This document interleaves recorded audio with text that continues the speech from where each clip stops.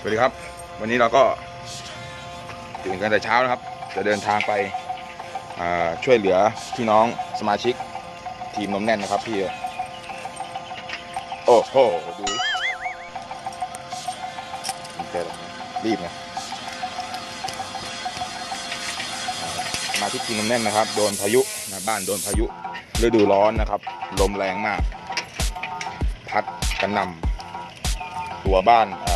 หลังคาบ้านนะครับอยู่หายไปกระจายนะครับวันนี้เราจะมอบข้าวของแล้วก็เงิน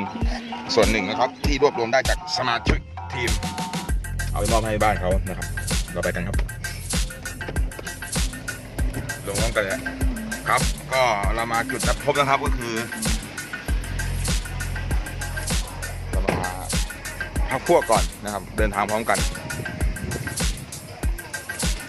โอ้โหพี่ใหญ่ครับเงาหงอยเศร้าเอาฝั่งนี้คือฝั่งนี้มันปีนเอาไม่แล้วคนหล่อเราอีกคนหนึ่งฮะโอ้โหผมมาดได้ครับโอ้โหปากกาโอ้โหหมดเลยไม่ร้องของก็พี่ว่าของอะไรนะเมื่อกี้ของอะไรจำรวย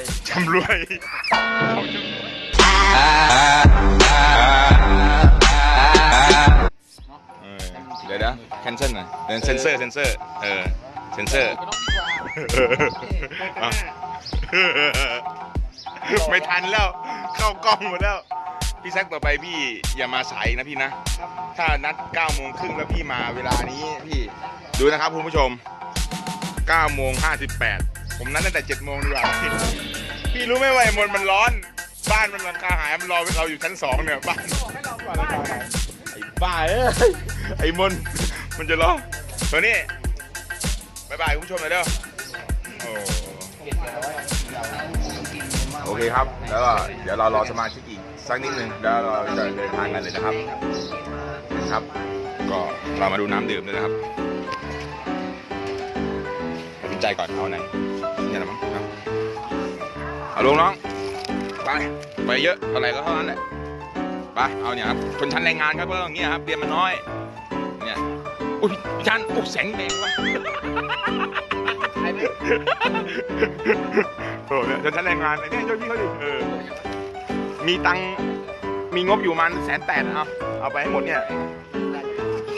ถามได้เท่าไหร่ก็เท่านั้นแหละมีงบอยู่180,000โอเคครับคือนี่สั่งการไงคือเรียนสูงไงถูกแล้วพี่เรียกผู้ชม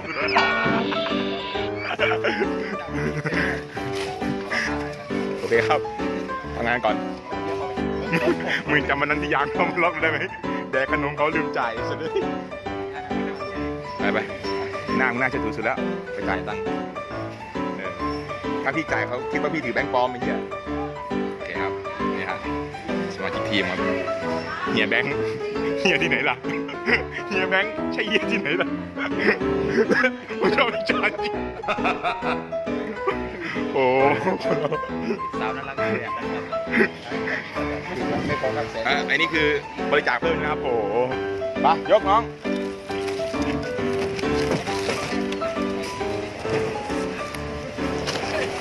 ครับเจอกัน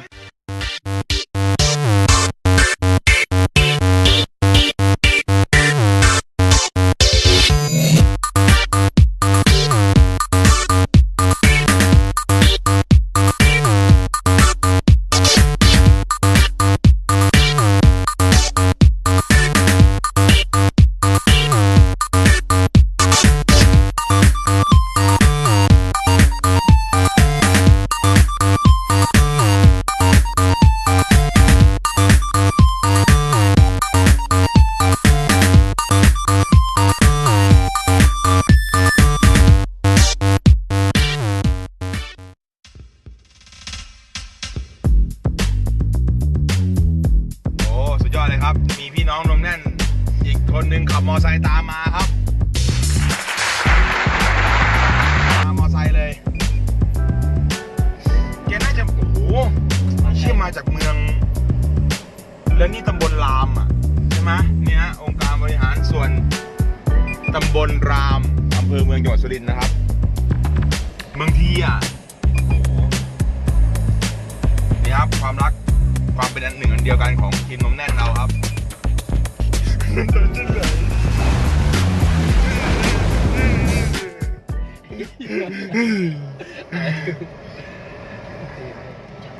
ก็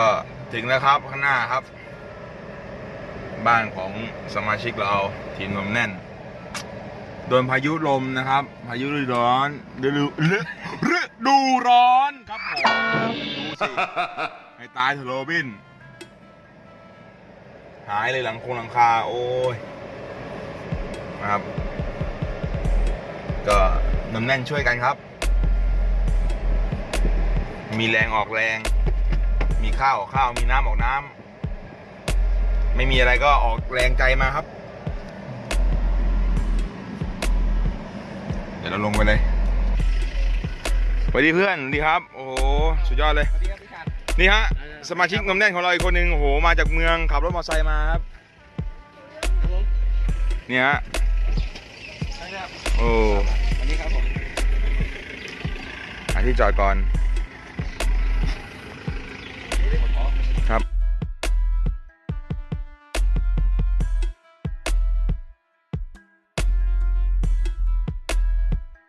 ครับใช่ครับรู้สึกร้อนขึ้นไหมครับคุณผู้ชมอบอ้าวเลยฮะมันมีพระอาทิตย์2 ดวงอยู่ในโลกใบนี้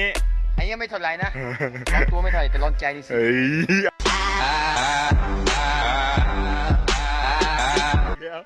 โอ้ขาลมเหนื่อยจริงๆนะฮะโอ้โหอยู่นอกเฟรมเลยมนวันไหนนี่มนนานหรือยังหมดไปหมดเลยครับหลังคาโอ้เข้าใจเลยคือเนี่ยครับเขาเรียกว่าบ้านเปิดประทุนใช่ไหมมนเปิดประทุนไม่ใช่มีแค่รถเนี่ยบ้านเปิดประทุนโอ้สุดยอดเลยอยู่ด้วยกันเลยมาไอ้แบงค์มาตรงนี้มา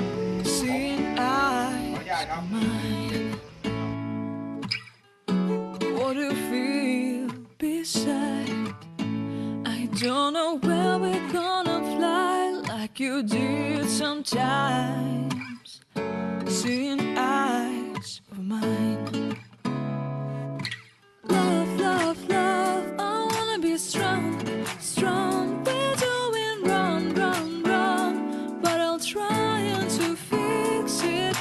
Love, love, love. I wanna be strong, strong. We're doing wrong, wrong, wrong, but I'll change it, change it.